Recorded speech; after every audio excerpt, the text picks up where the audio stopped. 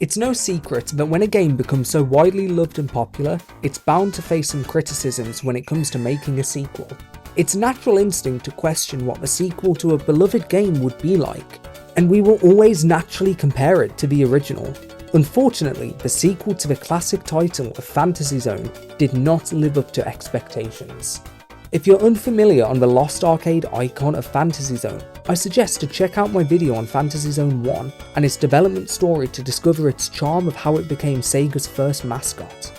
Fantasy Zone 2 is a poorly made, disappointing, downgraded sequel which actually becomes the greatest Fantasy Zone experience, topping the original with a demake that isn't a demake and a remake that isn't a remake. It fits somewhere in between and is hard to define. The closest definition would be a what-if remake, so instead I'll explain the story of Fantasy Zone 2. 1 year after the hit of Fantasy Zone, in 1987, Sega has released Fantasy Zone 2. This time not for arcades, but as a Sega Master System exclusive. During the time, arcades were slowly being replaced by home consoles. Home gaming consoles became the new trend, and Sega tried to capitalise this. Trying to utilise the Master System's weaker capabilities, it tries to replace the pastel colour palette with a brighter, more colourful palette. The music wasn't bad by any means, but it didn't feel special or unique like the first game did, and feels stale in comparison. The game is rather similar to Fantasy Zone 1, but is what we would nowadays say feels like a poor DLC rather than a sequel. The game didn't expand very much or had its own identity, it fell short in the shadows of the original. Sega later decided they wanted to port the game over to arcades using a new software, Sega E, that was very similar to the Master System specs. The only addition to this arcade port was a map radar allowing you to have a better scope of where Opa Opa is. Which, don't get me wrong, is great. However, this sequel lacks compared to its predecessor, when it boils down to production quality and what fans were asking for in a sequel. At the time, this arcade version sadly became the definitive edition of the game, and left fans out to dry. Notice how I said at the time. 19 years later, now in 2006, they made the game again, not a port to a newer gen nor a remaster and not quite a remake, but for a system that was discontinued a decade and a half later. If you saw my previous video, you'll remember the Sega 16 hardware that was revolutionary for arcade hardwares. Fantasy Zone 1 was the first ever game released on this new hardware, and showcased its capabilities and predates the Sega E hardware used for Fantasy Zone 2.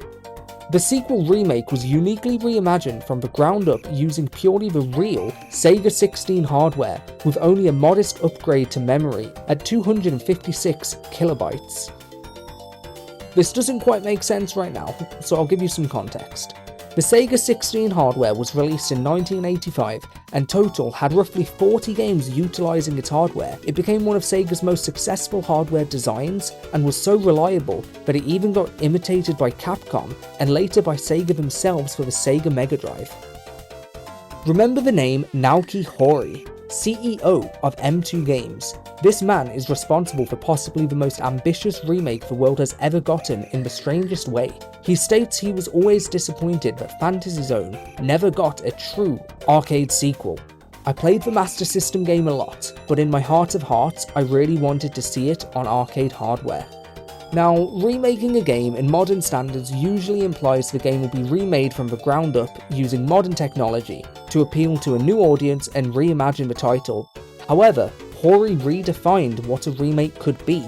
He decided to remake the game to make it as it should have been made almost 20 years prior.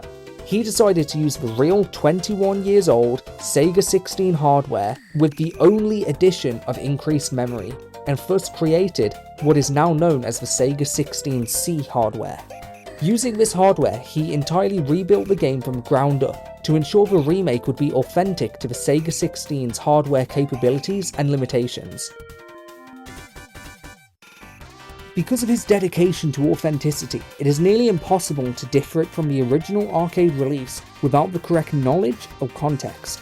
It even shows 1987 Sega copyright, and it shows no mention of M2 Games themselves, despite being the sole developers. If you did not know this was a remake, you'd be entirely convinced it is the original sequel. Fans have dubbed this version of the game Fantasy Zone 2DX to distinguish it from the original version. This version needs more RAM than any of the previous Sega 16 boards can offer, but other than this, it holds the exact same limitations and capabilities almost a decade and a half since the Sega 16 boards were discontinued. Due to the scope of a remake being unconventional and beyond the features Sega requested within the available budget, Hori's sheer dedication and passion led him to fund the project out of pocket for an amount he described as the cost of a new car. Which may not seem like a lot in today's standards of gaming, but this was the early 2000s, and there was not a large projected sales for this remake, as it was released for free on the company's website, and Sega released a chain of arcade machines using the Sega 16 hardware purely to promote the celebration of this game's release. Taiwanese manufacturer ISG sneakily bootlegged the title and released unofficial versions across arcades in Taiwan named FZ 2006-2, but it was later found out it was derived from a version releasing 2 years later in 2008. Fantasy Zone 2 DX was officially released for home consoles on the PS2 in a collection mixed with Fantasy Zone 1, which was slightly tweaked in this version using polygons instead of sprites and including the original arcade music and sound effects. Naoki Hori went out of pocket not expecting very much in return because he was a child at heart that wanted to create something special. But this isn't the most definitive version of the game. Again, Sega decided to retake this perfect formula and give more upgrades to the 3DS version 8 years later. Instead of porting the game across generations, they decided to upgrade the game with the new generation. This time with fully 3D compatible gameplay, and to adapt to the 3DS dual screen, it includes a map radar with the boss of the level and number of enemies remaining. This applies for both Fantasy Zone 1 and Fantasy Zone 2 DX.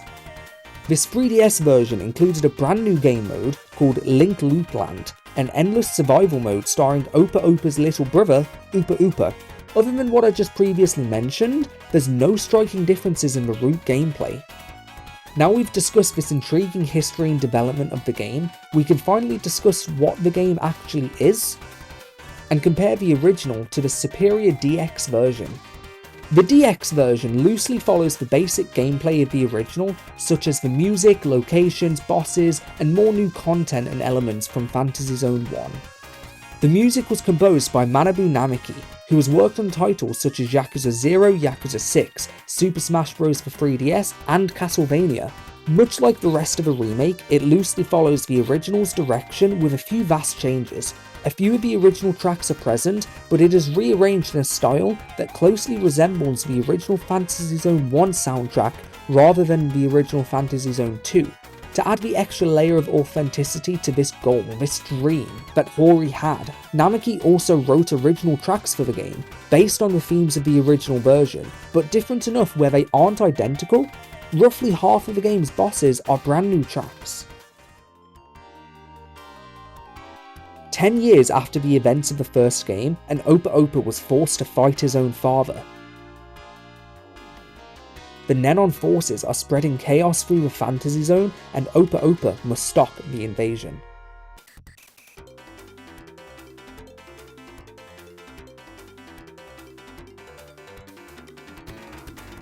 Within the DX version of the game, every time you enter something called a warp zone, which has a chance of dropping after defeating an enemy base, you switch into parallel dimensions, the bright side and the dark side.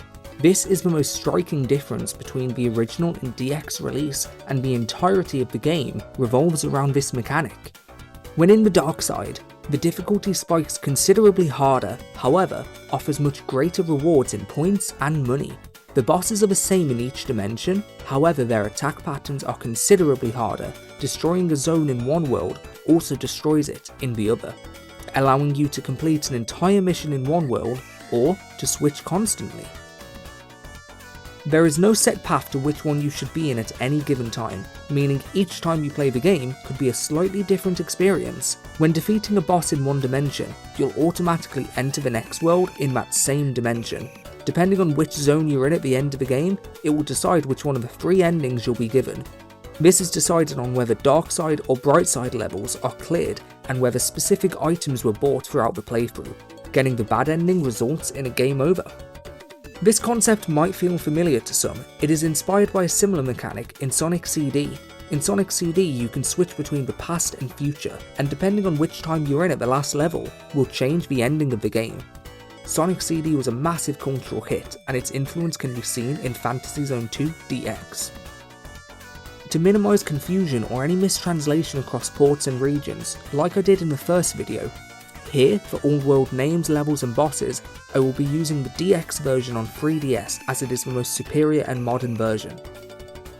Much like the first game, here we begin in a bright, cheerful, colourful world called Passeria, introducing you to the tone of the game. Filled with woodland bug-like creatures and long-vined plants, rainbows and lakes. The stage's design is relaxed to ease players into the loop of collecting money, shooting enemy bases and buying upgrades, which will happen repeatedly as the game progresses. It's a nice easy introduction to the game, which is in high contrast to its dark side counterpart. In the dark side, enemies have more erratic patterns with newer robotic-like monsters featuring too, which will be a repeating trend throughout the entire game. Its map is the same world but at nighttime, and featuring less ranged colours in the background, instead focusing on a pink and orange coloured theme with more clouds.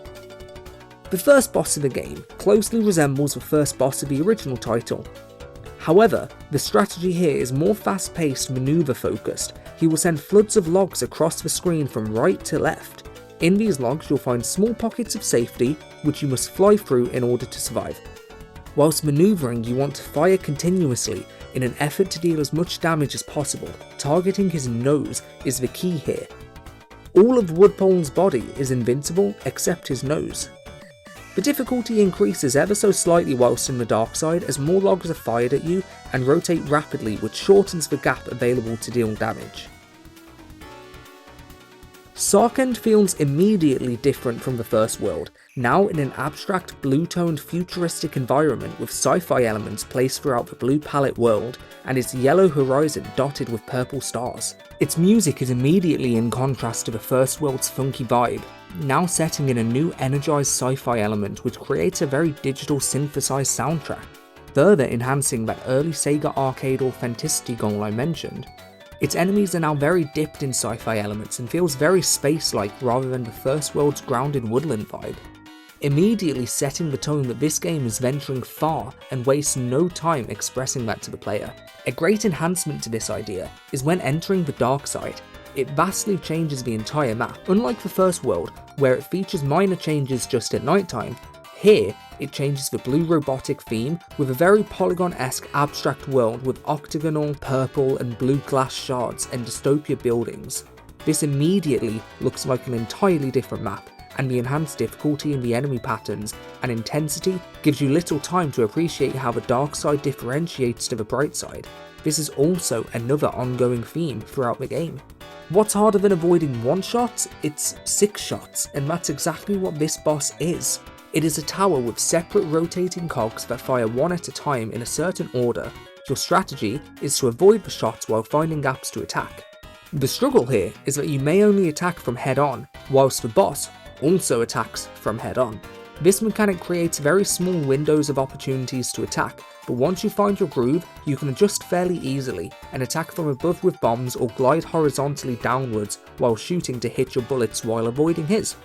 However, this switches up as in the dark side, his attacks are more sporadic and do not have a consistent pattern to recognise. He attacks faster and is harder to read. The strategy to attack is near enough the same, just with more to avoid. Next up is a crystallised winter wonderland named Hiarika.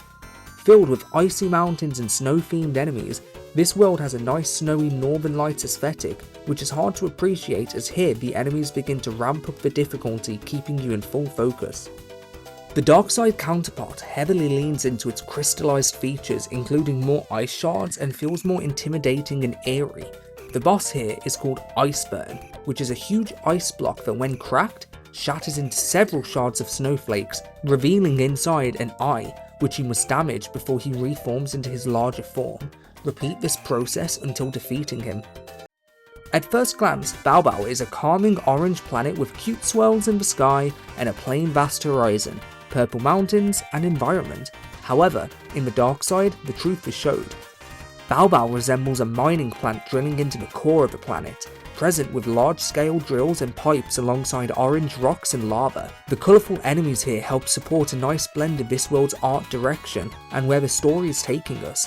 It feels as though in the dark side we have ventured deep into the planet's core with drills and lava in the horizon. Bombdran is a large circular boss with two swinging arms that deploy mines to protect itself.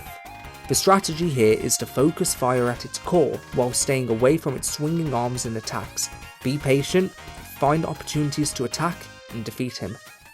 Similarly themed to the last world, in Chaperon on the bright side, its world is an exotic water-based society with buildings far in the horizon. The surface is mostly made of water, and large islands are also filled with water. One of my favourite themes is an underwater style mission, and that's exactly what we have here in the dark side. All enemies are just cute fishes, and bases are sleeping fishes. The world is surrounded by coral and bubbles deep at the bottom of an ocean. With light beaming through to the ground level, the dark side here is the same world but ventured deeper to its core through the ocean and creates a great underwater themed level. Boo Boo Man is our first experience with an extremely confusing boss.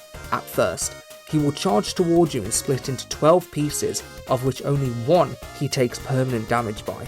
At this point you should have racked up enough upgrades to help you survive here, as you will eventually need to destroy all pieces to eventually defeat the boss, but beware as he does rebuild himself and fire projectiles towards you. You must repeat the process quite a few times before defeating him.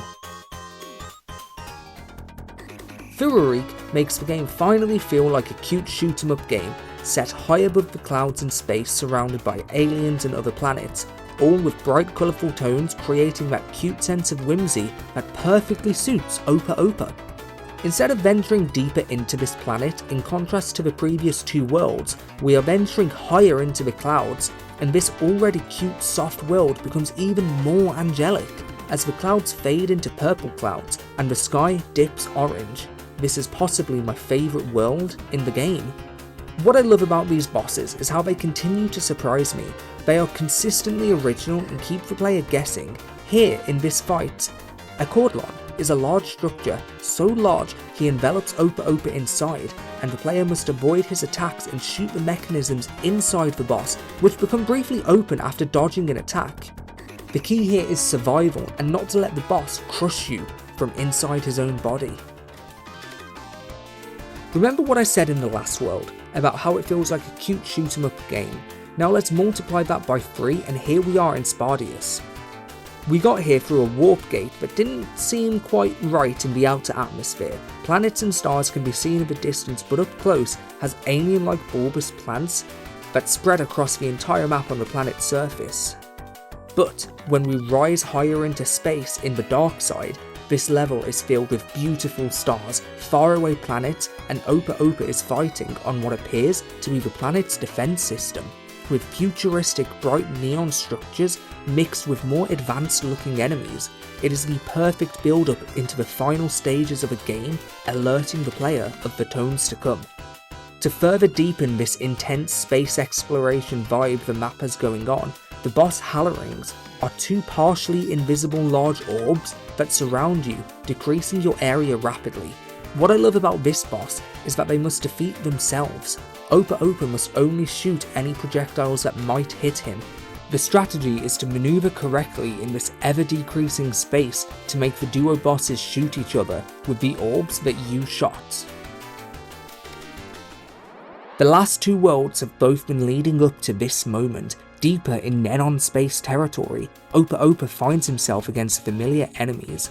This world consists of every single boss fight thus far, which you must defeat back to back, with little to no rest time. You better hope you memorized each boss's attack here, because this is the most challenging the game gets.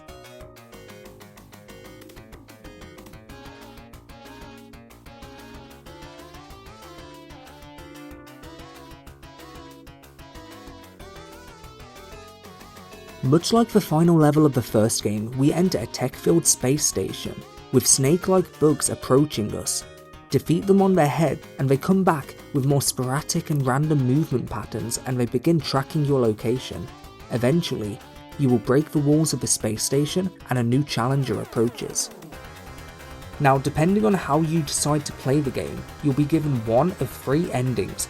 This is decided by certain items bought for one ending, and the other 2 is decided whether you defeated the last world in the bright dimension or the dark dimension. It is generally considered to have 2 good endings and 1 bad ending.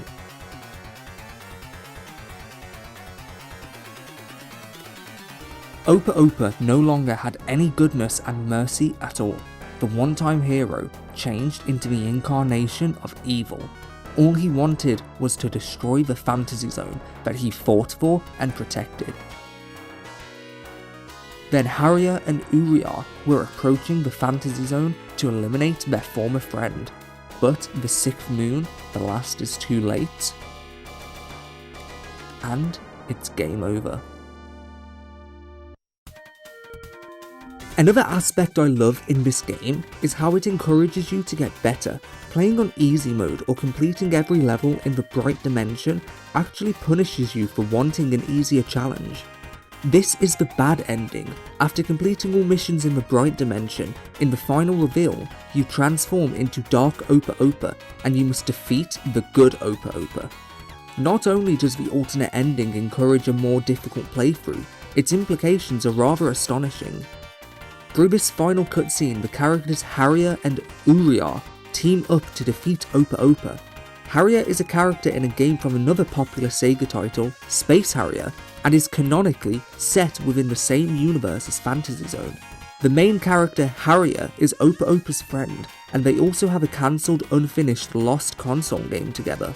And finally, Uriah is canonically the main antagonist of the Fantasy Zone series and is responsible for the Nenon forces rising, although he isn't actually present within any of the games. This goes to show that Opa Opa's becoming so riddled in darkness that his own friend teams up with his enemy in order to defeat him.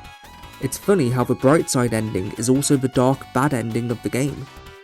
In contrast is the game rewarding you for challenging yourself, and completing all missions on the dark side will allow you to defeat the Dark Opa Opa as you play as the good one. Who is the enemy's mastermind? Though the riddle was not solved, the war came to an end. Peace will be restored to the Fantasy Zone. Space year 1432.29.06.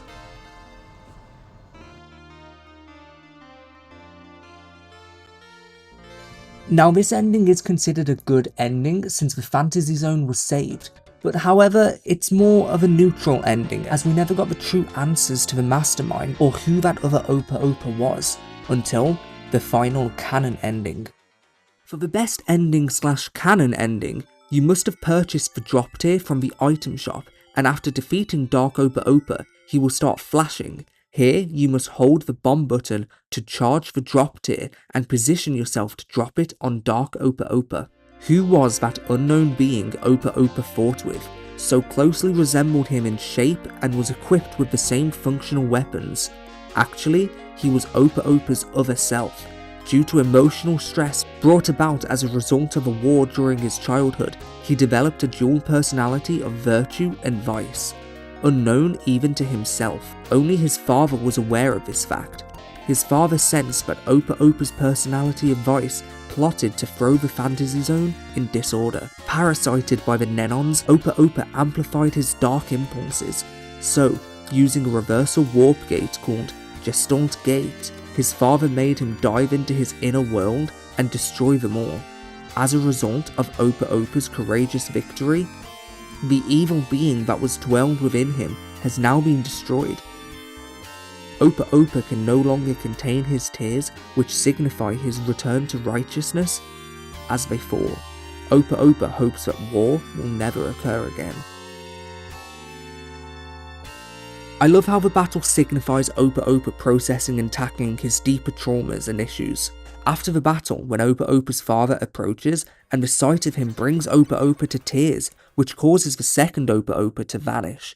This clone was a physical manifestation of Opa Opa's dark impulses, desires, emotional stress, and trauma that spawned across wars from his childhood, from those who wished to drive the fantasy zone into ruin, further giving cause and reason to why Opa Opa is present in the story in both of these games and vowed to free the fantasy zone in the original title.